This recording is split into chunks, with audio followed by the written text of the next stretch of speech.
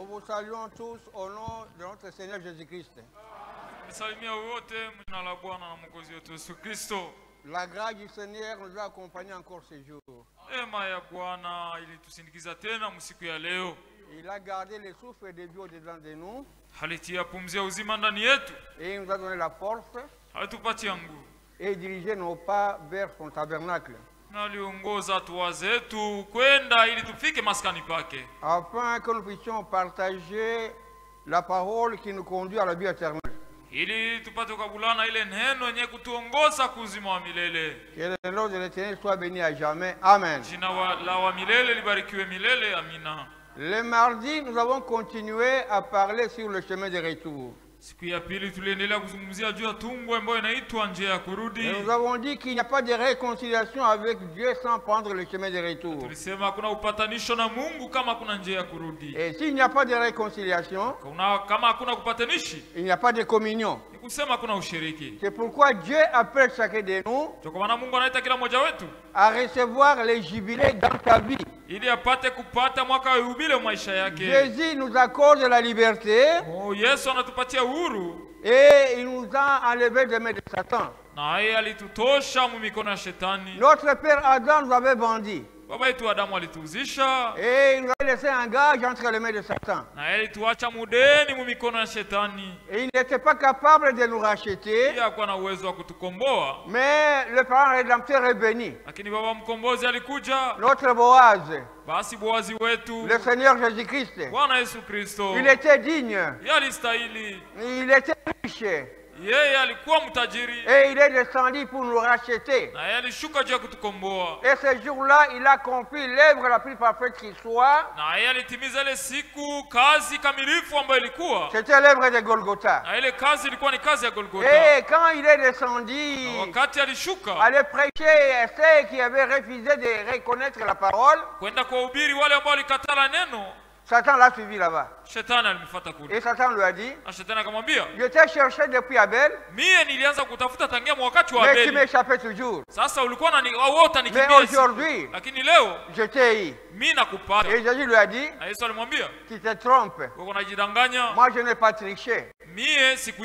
J'ai combattu le bon combat. Les sangs frais est en train de parler à la croix pour montrer que j'ai été victorieux. Et il a donné un coup à Satan. Satan est tombé. Et Jésus l'a suivi. Il lui a arraché la clé de la mort. Et il séjour de mort. Aujourd'hui, Satan n'a plus rien. C'est pourquoi le Corinthiens 15 nous dit, ô mort, où est ton aiguillon? Ô tombe, Kaburi, où est ta victoire? Ils étaient engloutis dans la victoire de Jésus-Christ. C'est les jubilés qu'il apporte à ses enfants. Il dit, venez à moi. Quittez le travail du péché et du monde. Si vous ne le faites pas, les oreilles seront trouées et il n'aura plus de miséricorde pour vous. La parole qui sort, c'est une trompette. Pour que les enfants de Dieu puissent sortir. Mais vous ne pouvez pas sortir sans prendre le chemin de retour. Et quand vous ne le faites pas, vous vous condamnez vous-même. Le chemin de retour est très important. Vous devez faire un choix. Soit accepter Jésus-Christ, ou refuser, et vous êtes scellé très loin de Dieu. Parce que c'est Satan qui trouve les enfants de Dieu aujourd'hui. C'est Satan qui met les enfants de Dieu en prison. Et il amène le formalisme. Extérieurement, les gens sont comme des chrétiens. Mais à l'intérieur, ce sont des païens. Et il amène le froideur dans l'église. Et les gens commencent à se poser des questions. Oh, il kanisa iko baridi. Cette église est froide. Mais vous connaissez celui qui apporte le froideur. Mnajua mwenyewe analeta kile kibaridi. Et ce n'est pas vous par exemple. Haina wewe ndio unaita kibaridi kwa mfano. Parce que vous avez d'abord vous contrôler. Sababu wewe kwanza unapaswa anza kuchunguza. Est-ce que vous croyez que les serviteurs unaamini kusema watumishi vont prendre des braseros pour les mettre ici? Wewe watabeba makala baiwashe juu baitie hapa. Watabeba mbabula baweke hapa. Watabeba mbabula bawashe makala batie hapa. Pour vous réchauffer. Juu ya kumitia moto? Non. Hapana. Le réveil doit être à l'intérieur de vous. Uamsho unapaswa kwa ndani yako. C'est comme ces Américains qui étaient partis en Angleterre pour voir le réveil. Iko savile wa Marekani walienda Ujerumani juu ndio wapate uamsho. Ils sont arrivés en Angleterre. Walifika Ujerumani. Ils ne savaient où aller. Hawakujua wapi wataenda. Mais quand ils déambulaient pour chercher là où il y avait le réveil, lakini wakati walikuwa wanatembea kutafuta ni wapi uamsho ulikuwa, ils ont vu un policier de roulage.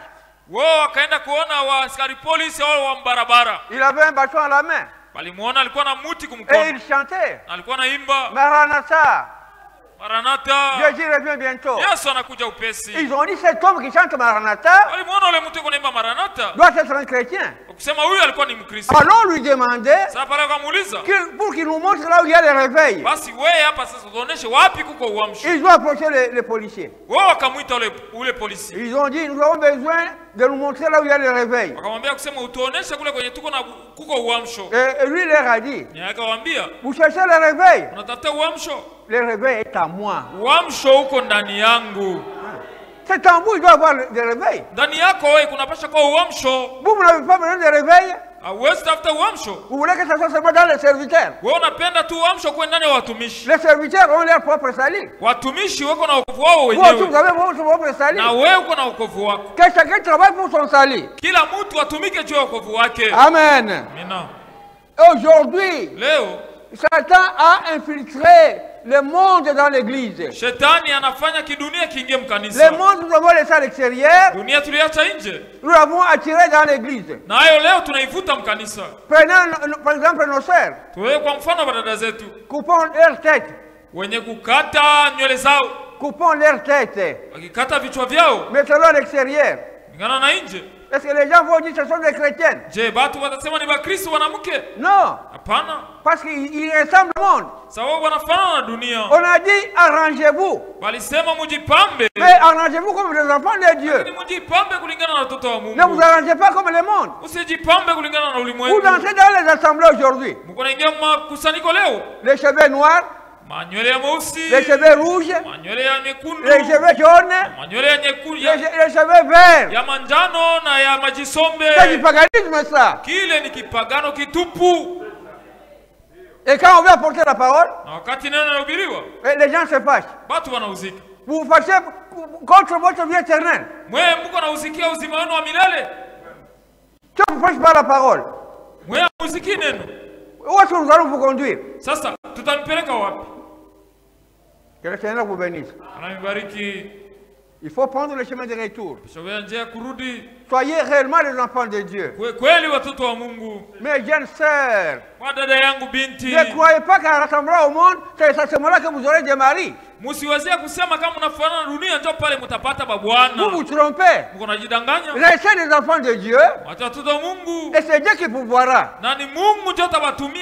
Dieu n'a jamais échoué. Je me rappelle une fois, j'étais à Byumba au Rwanda. Le DP Banjimbere qui était le pasteur, il m'a dit j'ai un grand problème dans cette église. J'ai pris des 30 filles qui ne sont pas mariées. Et ça commence à me poser des problèmes. Moi je lui ai dit, est-ce que vous ne reconnaissez pas que c'est un message de restitution que nous avons? Notre Dieu ne change pas. Vous en tant que pasteur, c'est ça votre travail. Nous sommes allés à l'église. J'ai dit que toutes les jeunes sœurs qui veulent des maris qui se mettent debout. Ils se sont mis debout. J'ai prié. Et je suis rentré ici. Après 2 ans, je suis encore rentré là-bas. C'était un grand accueil. Et moi je me dis pourquoi? Ils m'ont dit, toutes les filles ont été mariées. Il ne reste qu'une seule qui n'a pas de mari. J'ai dit même celle-là aura un mari. Et aujourd'hui elle a un mari. Pourquoi est-ce que vous allez sympathiser avec le monde à cause du mariage? Et le prophète dit, dans le message intitulé La Jézabel au visage fardé, il dit, vous la suivez aujourd'hui parce que c'est une fille qui s'est arrangée avec le monde. Avec les maquillages et tout. Attendez, elle va faner. Vous l'avez aimé à cause du maquillage. Alors vous allez chercher maintenant à la renvoyer. Parce qu'elle ne répond plus à votre goût. Amen. Nous avons parlé du chemin de retour. Nous sommes dans le deuxième exode. C'est-à-dire le troisième exode. Il y a eu d'abord le premier exode. Israël. De l'Égypte vers Canaan. C'était sous le sang des animaux. Mais il y a eu le deuxième exode. Ils sont sortis du judaïsme vers le christianisme. Et aujourd'hui nous avons le troisième exode. Nous ne sommes plus sous le sang des animaux. Maintenant nous sommes sous le sang de notre Seigneur Jésus-Christ. Nous devons éviter les erreurs d'Israël. Nous devons être un peuple différent. Nous devons suivre la conduite du Saint-Esprit. Ne faisons pas comme Israël. Ils étaient arrivés à Kadesh Barnea. Ils ont refusé de continuer à marcher avec la parole. Ils ont piétiné la grâce. Et ils ont choisi la loi. Et ils ont commencé à murmurer contre les serviteurs de Dieu et contre Dieu. Ne murmurez jamais contre les serviteurs. Tout celui qui prend le chemin de retour doit se souvenir que tous ceux qui avaient murmuré contre les serviteurs n'ont pas atteint Canaan. Ils ont été entrés dans le désert. Si vous ne pouvez pas respecter l'homme, respectez au moins le service de Dieu qui est en lui. Et comprenez l'importance du travail du prédicateur dans l'église. Nous ne sommes pas encore entrés dans notre prédication du jour. Écoutez ce que dit le prophète. Dans les messages, je vois que tu es prophète. Pardon? Je vois que tu es prophète.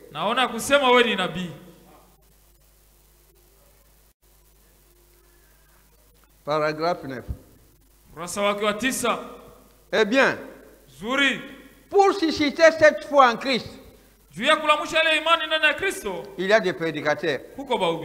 C'est la chose la plus importante aujourd'hui. Un bon prédicateur, envoyé de Dieu, je les apprécie. Et les dons et leurs dons dépassent tout ce que l'on peut faire. Dans n'importe quel domaine. Être un prédicateur, un homme qui sait dispenser correctement la parole de Dieu, c'est le plus merveilleux don qu'il y a au monde.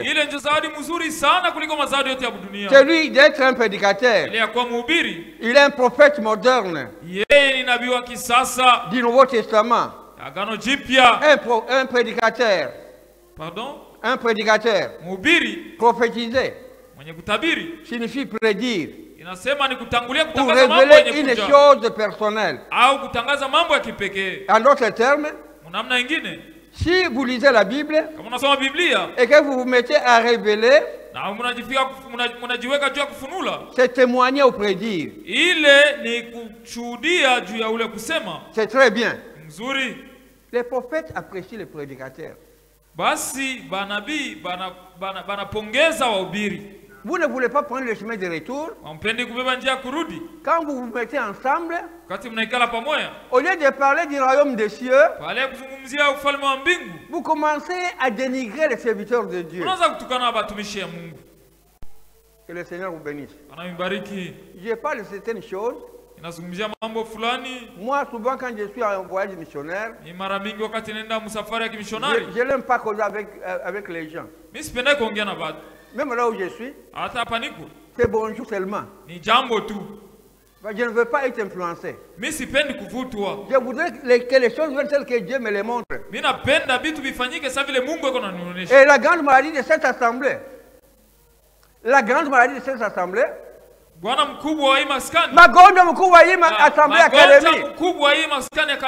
c'est le manque de respect envers les serviteurs.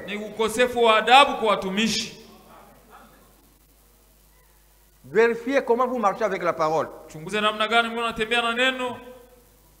Je vous dis encore, tous ceux qui avaient murmuré ne purent pas entrer en Canaan. Ils ont été enterrés dans le désert. Oh frère, nous avons les brochures, nous avons les messages. Jésus leur a dit, vos pères ont mangé la manne, mais ils sont morts dans le désert. Vous pouvez voir les brochures.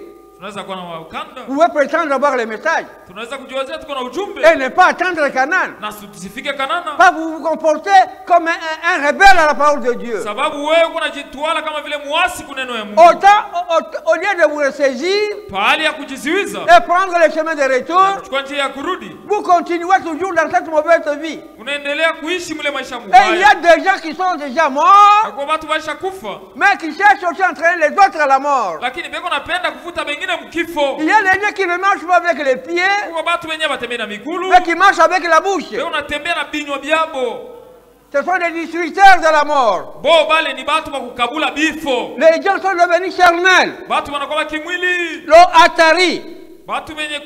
Maji mekauka. Et les hommes sont devenus secs. Et ils vont à l'église pour se chercher des problèmes.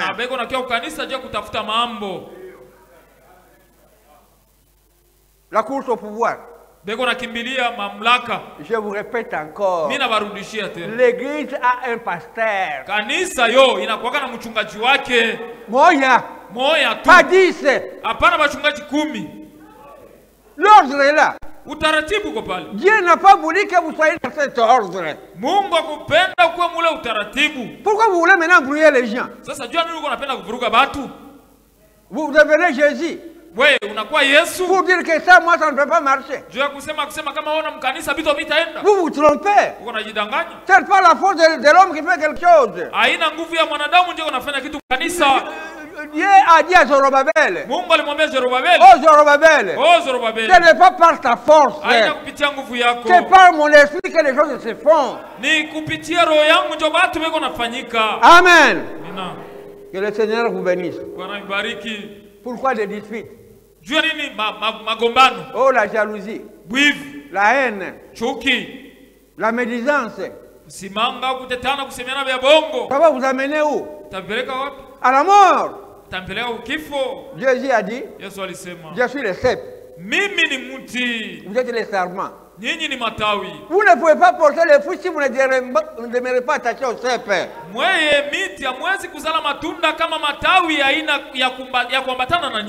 L'eau est toujours présente au rocher. Ce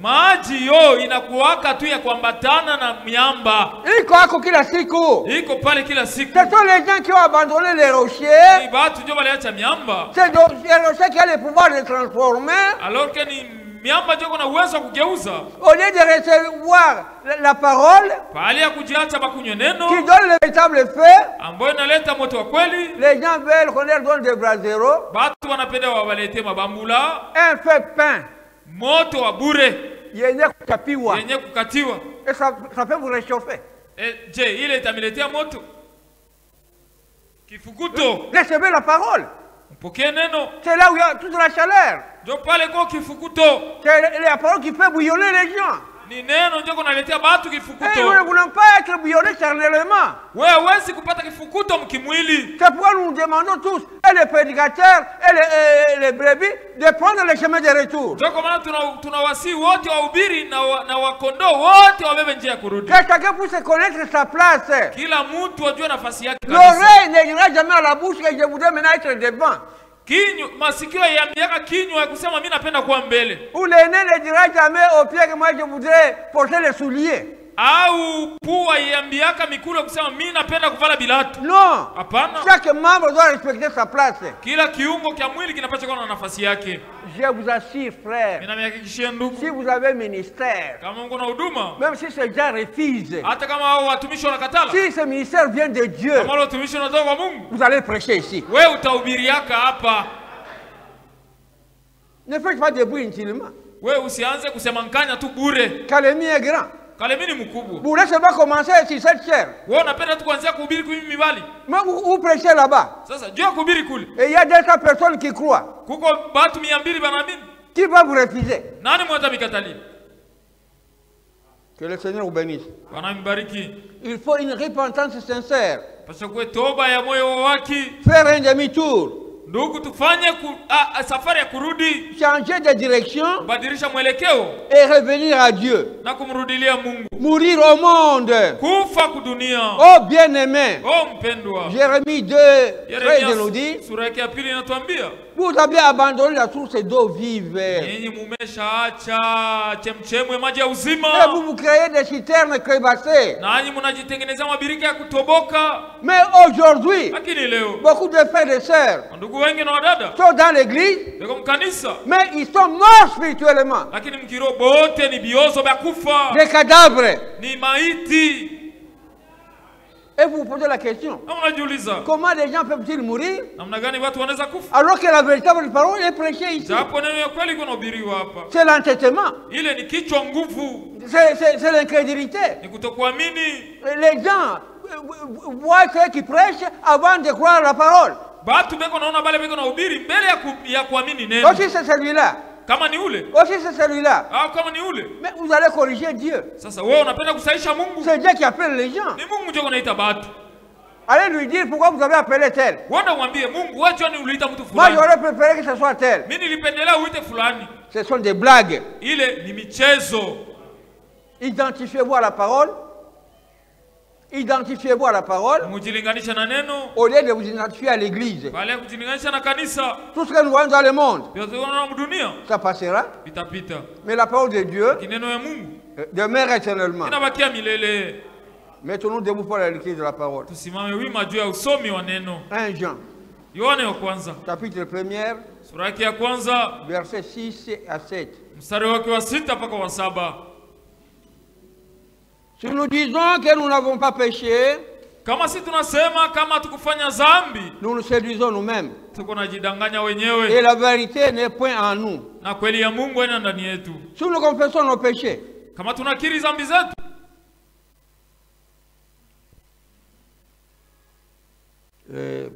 excusez-moi. 6. Si nous disons que nous sommes en communion avec lui, et que nous marchions dans les ténèbres, nous mentons et nous ne pratiquons pas la vérité. Mais si nous marchions dans la lumière, comme il est lui-même dans la lumière, nous sommes mutuellement en communion, et le sang de Jésus son Fils nous purifie de tout péché. Ubarikiwe mfalme na Mungu wetu. Sois béni notre roi et notre Dieu. Hii neno ni yako. Cette parole t'appartient. Na ulisema ni kuongoza kwa roho ndio watu baliandika. Na kama baliandika ndio sisi tuipokee itusaidie ndani ya maisha. Utusaidie mfalme, sababu kusikia ni kwepesi lakini kuishi tu tunashindwa. Uturemetre munjia yako. Ingawa tuko batu tunaweza kushinda, mesujua kama kupitia wewe tutaweza. Bariki neno ndani ya mioyo yetu na utuzungumzie mjina la Yesu Kristo. Amen. Nous allons parler sur la réconciliation par la communion avec Dieu. Napenda kuzungumzia juu ya mapatanisho kupitia ushirika na Mungu. Bien-aimés frères et sœurs, pendwa ndugu na dada, notre âme doit soupirer auprès de Dieu. Nafsi yetu inapaswa kuteseka au kulia mbele ya Mungu. Ugua ndani ya mbele ya Mungu. Comme le dit Psaume 42. Vile inasema Zaburi 42. Comme la pie se soupire auprès des courants d'eau. Kama vile mti unateseka mbele ya kijiti cha maji. Kama vile ayala. Kama vile ayala inateseka mbele ya kijito cha maji. Iko na ugua na tamani. Iko na tamani na kuugua mbele ya kijito cha maji. Nafsi yetu. Notre âme. Inapaswa na yo itamani kuwa pembeni ya Mungu. Doit aussi désirer d'être auprès de Dieu. Nafsi yetu. Notre âme. Inapaswa ikuwe na kiu ya Mungu. Doit avoir la soif de Dieu. C'est ce qui va prouver que vous êtes en communion avec Dieu. Si l'âme ne soupire pas, il y a quelque chose qui ne marche pas. Il y a quelque chose qui montre que vous n'êtes pas en communion avec Dieu. Ce n'est pas un problème d'être appelé père ou sœur. Ce n'est pas un problème d'être membre de tel tabernacle. Cela ne veut pas dire que vous êtes chrétien. Vous devenez chrétien lorsque vous naissez de nouveau. Lorsque vous naissez de l'Esprit de Dieu. Jean 3:3. Vous devez naître de nouveau. Ce n'est pas un souhait. C'est une obligation. Si vous voulez aller au ciel, si vous voulez devenir enfant de Dieu, vous devez naître de nouveau.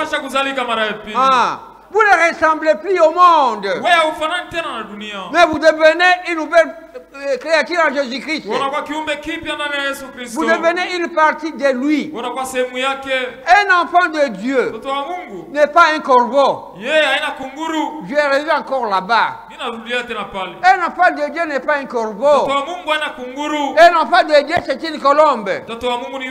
C'est vrai. Les deux sont des oiseaux. Mais Dieu les a fait différemment. Un enfant de Dieu est différent d'un enfant du monde. Mais vous vous dites que vous êtes enfant de Dieu. On vous voit toujours à côté des enfants du monde. Cela montre que vous n'êtes pas en communion avec Dieu. Oh, je ne joue pas au jeu de cartes. Oh, je suis seulement en train de prendre une note pour eux. Quel est cet esprit qui est en vous? Vous êtes toujours à côté de ceux qui font les jeux de 6. Vous êtes toujours à côté des prostituées. Vous êtes toujours à côté des gens qui boivent. Il y a quelque chose qui ne marche pas dans votre vie. Quel témoignage pouvez-vous donner aux autres quand votre vie ne reflète pas la parole? Parce que ceux qui se ressemblent, ça semble. Que le Seigneur vous bénisse. Il ne peut jamais avoir de communion entre la colombe et le corbeau. Il ne peut jamais y avoir de fraternité.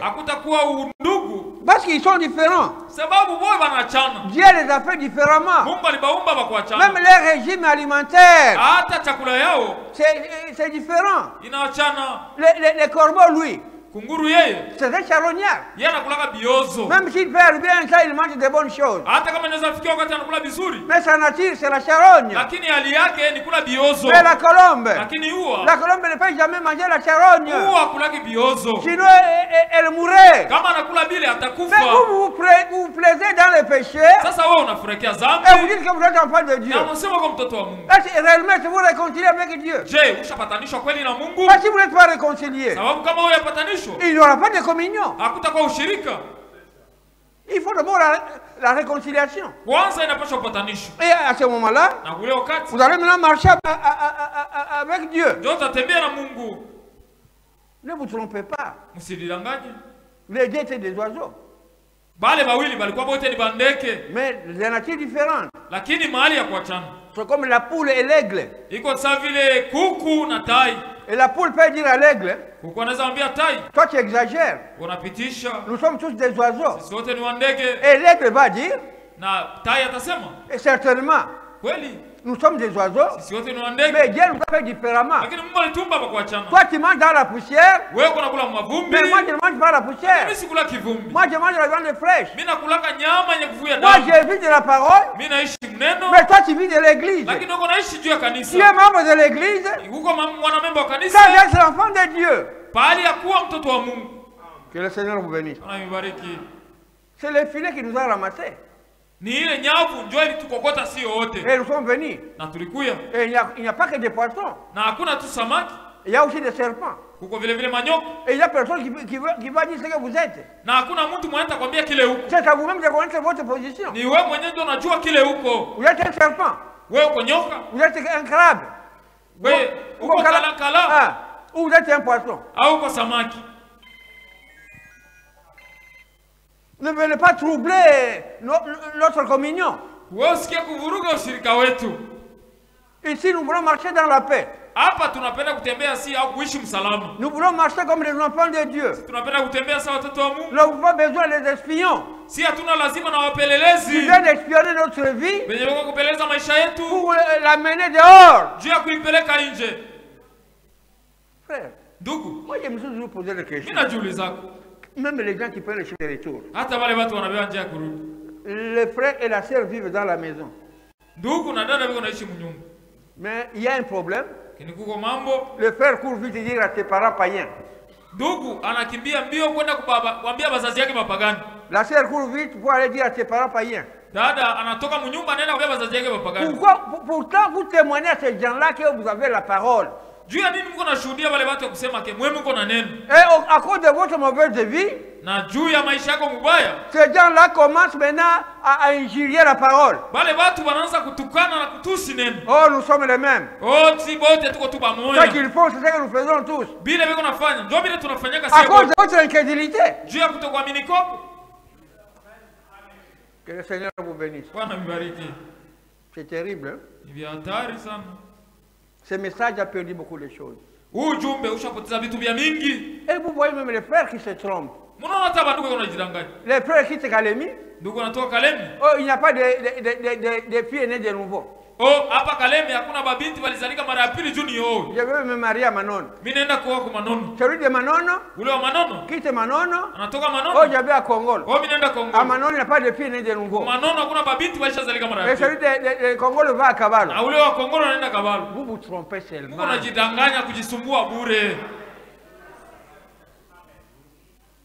Peut-être que vous ne vous rendez pas compte. Hein? Vous n'avez pas la charge de cette église. Ce sont eux qui ont la charge de cette église. C'est comme un parent qui voit les gens aller se marier ailleurs et qui abandonne ses propres filles. Vous comprenez la charge que l'homme a. C'est ça même la différence entre les prédicateurs. Quelqu'un peut prêcher, mais il n'a pas la charge de l'église. Il prêche seulement, il sort et c'est terminé pour lui. Qu'il y ait des ordres ou pas, c'est son problème. Mais c'est lui qui a la charge. Il pleure, il gêne pour la marche de l'église. Que le Seigneur vous bénisse. Le monde et les chrétiens ne peuvent pas communier. Ils donnent des choses différentes. Quand on devient chrétien, un chrétien naît de nouveau. Toutes les choses deviennent nouvelles. Vous devenez une nouvelle créature. Les choses anciennes sont mortes et disparaissent. C'est ce que dit 2 Corinthiens 5. Le verset 17. Lisons.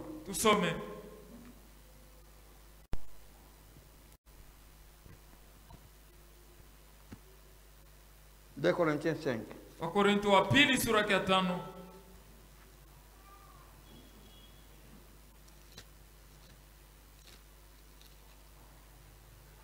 Si quelqu'un est en Christ, il est une nouvelle créature. Les choses anciennes sont passées. Voici toutes les choses sont devenues nouvelles. Mais vous, vous devenez une nouvelle créature. Les casseroles que vous aviez volées en tant que païen, vous les gardez toujours dans la maison. Les photos anciennes de la mauvaise vie, vous les gardez toujours dans la maison. Est-ce que vous êtes devenu une nouvelle créature? Oh frère, c'est vrai, j'avais volé ça, mais je ne connais plus l'homme. Où est-ce que je peux aller retourner ça? Le livre des Nombres nous dit, tous ceux dont vous ne connaissez pas les propriétaires appartient aux serviteurs. C'est pour les sacrificateurs. Remettez à l'église. Ne posez pas de problème pour savoir ce qu'ils vont en faire. La Bible dit, c'est Dieu qui dit, je les donne à mes serviteurs. Que le Seigneur vous bénisse. Il faut chercher à communier avec Dieu. Et le prophète, la Jézabel au visage fardé. Yezabeli mwenye uso wa kupodoa, mwenye anajipodoa buso. 58. Kurasa wake wa 58.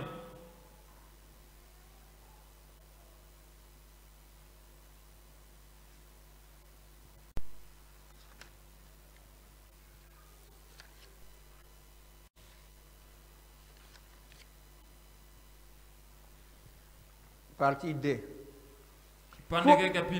Soyez séparés du monde. Sortez du milieu de ceux qui sont impurs. Les incirconcis. Ne touchez pas à leur souillure, à leurs vieux habits sexy.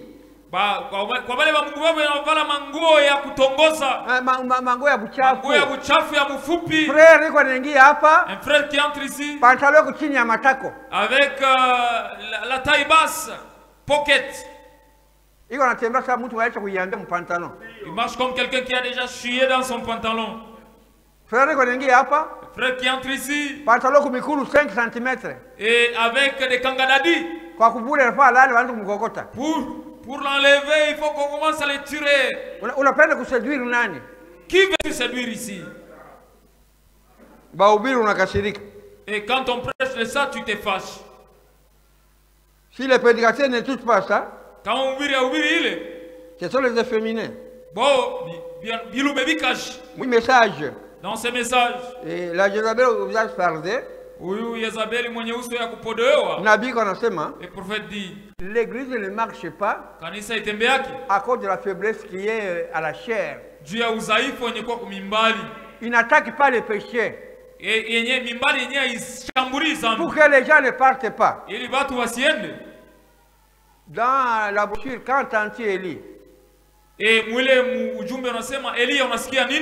au paragraphe 74, le prophète dit ceci. Même si toute l'église veut partir, qu'elle parte, mais prêcher la vérité. Et ceux qui sont de Dieu, ils diront, où irai-je? Quand ces jours-là, les disciples étaient partis. Pierre et les autres croyaient que Jésus allait les flatter. Ce n'était pas ça. Il s'est retourné et il a posé la question. Les autres sont partis. Et vous, que faites-vous ici? Vous ne voyez pas le chemin pour partir.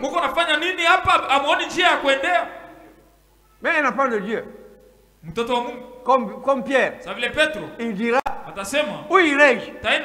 Là c'est la mort. C'est la vie qui est ici. Et je reste là où il y a la vie. Parce que le prédicateur, lui, il ne peut pas chasser les gens dans l'église. Ce n'est pas Jacob qui se mettra ici. Ce n'est pas Jacob qui se mettra ici. Et qui dira, Poncien, je te cherche de l'église. Mimi nakupatia uzito wa kanisa.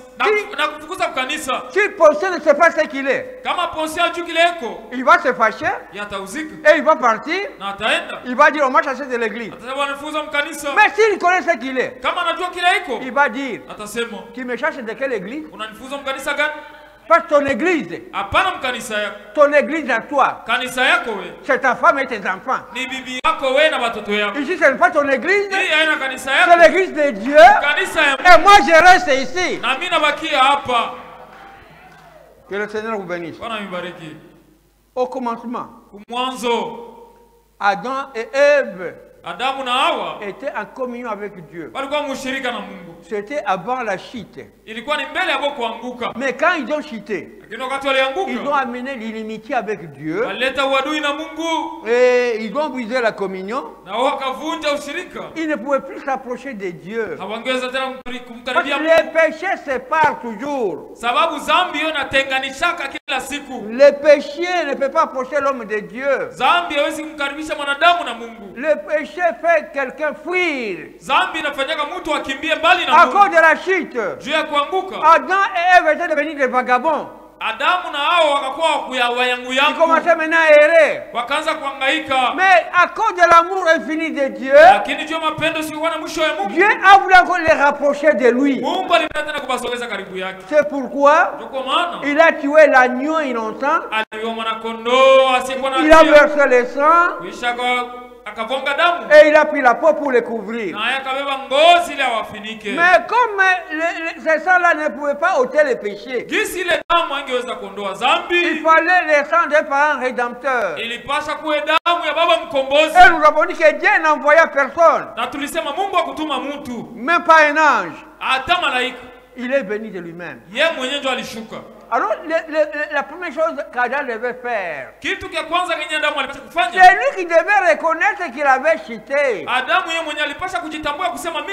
C'est lui qui devait chercher Dieu et lui dire, Père, j'ai péché, je voudrais te revenir. Mais au lieu de faire cela, il s'est caché dans l'église. La religion, des feuilles de figuier. Il croyait tromper Dieu. Mais quand le soleil est venu, les feuilles ont fané et il s'est retrouvé nu. C'est pourquoi quand Dieu l'a appelé, il était maintenant caché. Quand vous voyez une soeur, quand vous voyez un frère commencer à fuir l'église, il a touché là où il ne fallait pas toucher. Apportez-lui seulement la parole. Il ne faut pas les flatter. Kumpaka mafuta parce que la Bible dit, ils sont sortis de nous. Parce qu'ils n'étaient pas des nôtres. Ici nous appelons frères et sœurs par la foi. Mais celui qui connaît les véritables frères et sœurs, c'est Jésus seul. Que le Seigneur vous bénisse. Il est temps, nous allons continuer demain.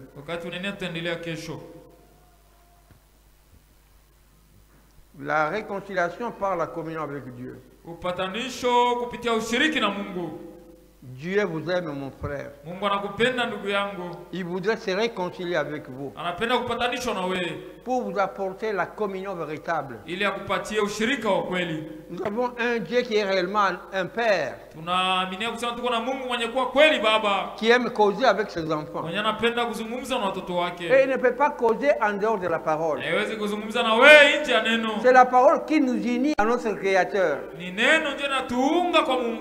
Quand nous avons la parole à nous, Dieu se voit au-dedans de nous. La réconciliation est là. Et il entre maintenant en communion avec nous. Nous sommes fatigués d'un Dieu lit dans le brochure.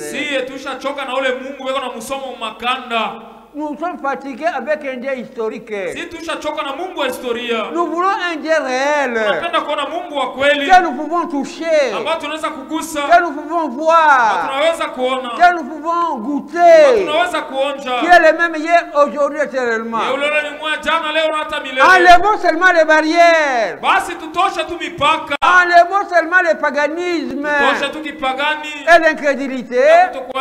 Ouvrons les tuyaux. Tufungule mabomba. Laissons le chemin ouvert. Njia iko wazi. Pour que Dieu puisse venir à nous. Ili Mungu akuje kwetu. Parce que c'est lui qui cherche. Sababu ni yeye kunatafuta. C'est lui qui attire. Ni yeye anataka. Et c'est lui qui donne la vie. Na yeye anapatiana kwa uzima wa milele. La Bible dit personne ne m'a cherché.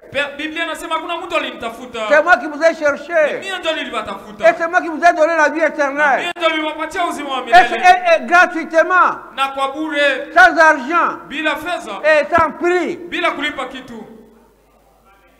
Venons, allons vers Dieu. Basi tukuje na tuende mbele ya Mungu. Et Dieu va nous aider. Na Mungu atatusaidia. Et cette église va bouillonner. Na hii kanisa itachamuka. Les frères avec les frères. Les frères avec les frères. Ndugu na moto. La sœur avec les frères. Dada na moto. Les prédicateurs avec les frères. Biri na moto. Quand nous nous réunissons. Wakati tunakusanyika. Laissez les frères descendre. Moto unashuka. Vous voulez seulement que les frères soient chez les prédicateurs. Vous ne voulez pas expérimenter Jésus-Christ. Vous ne voulez pas entrer réellement en communion avec lui. Quand vous entrez en communion avec lui, Jésus-Christ ne sera plus jamais de l'histoire. Et vous direz comme Paul, c'est plus moi qui vis, c'est Christ qui vit au-dedans de moi. Que le Seigneur vous bénisse.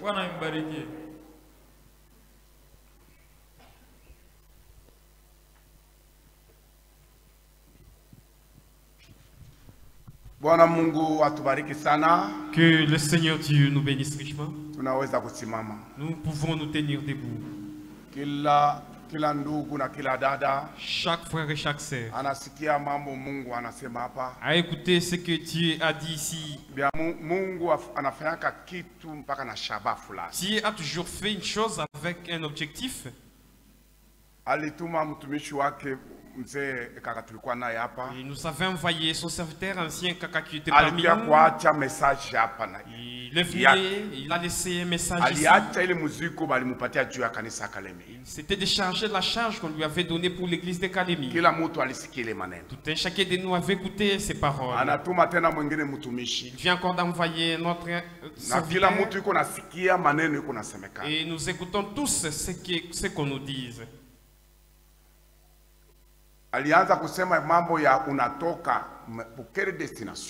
Il nous parlait au sujet que vous êtes sortis pour aller à quelle destination? Tu es sorti là où tu étais. Tu es venu ici. Et maintenant, pour quelle destination? Et n'est-ce pas, nous avons tous écouté ces paroles. Est-ce que tu as déjà médité concernant cette parole? Un autre message est venu au travers de notre frère. Prendre un chemin de retour. Est-ce que tu as pris ce chemin de retour ou bien tu penses que c'est du blabla? Tu as déjà parlé tant de choses ici. Ici maintenant, on nous parle de ushirika kupitia kupatanisha na Mungu. Na ile message na ule mtumishi wa Mungu na yeye alisemaka mambo ya réconciliation. Ce message, l'ancien qui a passé à alisema hili maneno. L'ancien kaka aussi avait parlé sur ça. Est-ce que maneno uko naisikia ndugu na dada? Est-ce que tu écoutes ces paroles mon frère, ma sœur? Dieu, tu penses que c'est du blabla? Dieu ne blague pas. C'est pour cela que vous entendez l'Esprit de Dieu dire ne blaguez pas. 1 Jean 1. Yohana kwanza sura kwanza banasema neno pale banasema hivi. Là on nous parle ceci. Kama unasema uko na communion na Mungu. Si tu dis que tu as la communion avec Dieu. Na unatembea katika giza. Et tu marches dans les ténèbres. Uko nadanganya. Là tu es menteur. N'est-ce pas, c'est la parole qu'on avait ici. Oh non, moi je marche avec Dieu. Oh Dieu m'utilise. Mais tu marches dans les ténèbres. Tu te trompes. C'est faux. Verset 7, il dit si tu marches dans la lumière, comme lui-même est la lumière, là tu es dans la communion avec lui. On a lu cette écriture ici. Et c'est pourquoi Dieu lui-même l'a développé. Nous avons tous écouté comment est-ce que Dieu a dit. Réellement tu es en communion avec Dieu. Et c'est à vous d'être attentif à cette parole. Si tout un chacun va devoir se rapprocher de Dieu, la manière dont il a écouté. Prions tout mon Dieu. Dieu, nous te disons merci pour ces paroles. Tu es un Dieu qui nous aime. Tu ne fais pas que nous mourons. Tu ne fais pas que nous soyons frappés par ta colère. Mais tu veux que nous puissions mener une vie qui est conforme à toi. C'est pourquoi tu fais défiler tes serviteurs ici. Afin qu'ils nous parlent de ta parole. Aide-nous. Que nous marchions selon les paroles que nous écoutons. Sans toi, nous ne pouvons rien. Nous demandons ton secours, Seigneur. Pour tout ce que nous t'avons déjà offensé, Dieu, nous te demandons de nous pardonner. Aide-nous. Que nous puissions se réconcilier à ta parole. Que nous puissions marcher selon ta lumière. Que nous te soyons obéissants à tout ce que tu nous dis. Car toi, Dieu, tu es la parole. Et nous devons aussi obéir à la parole et de marcher dans cette lumière de la parole. Dieu, aide-nous. Aie pitié de nous. Accorde-nous aussi le Saint-Esprit. Car ton avenir est proche. C'est vrai, il est écrit. Nous devons racheter les temps. Car les jours sont mauvais. Dieu, souviens-toi de nous. Ne nous délaissez pas. C'est toi qui es mort pour nous. Nous te demandons de nous aider. De marcher selon ta volonté. Ton serviteur vient de parler de ta part. Aide le Seigneur. Il vient de perdre la force. Donne-lui encore la force. Et quand il sera encore en train de méditer, veuillez lui révéler beaucoup de choses afin qu'il puisse parler à nos vies. Merci Dieu dans nos chemins de vie. Fais un bon chemin avec tout un chacun de nous. C'est par ton nom Jésus-Christ. Amen. Amen.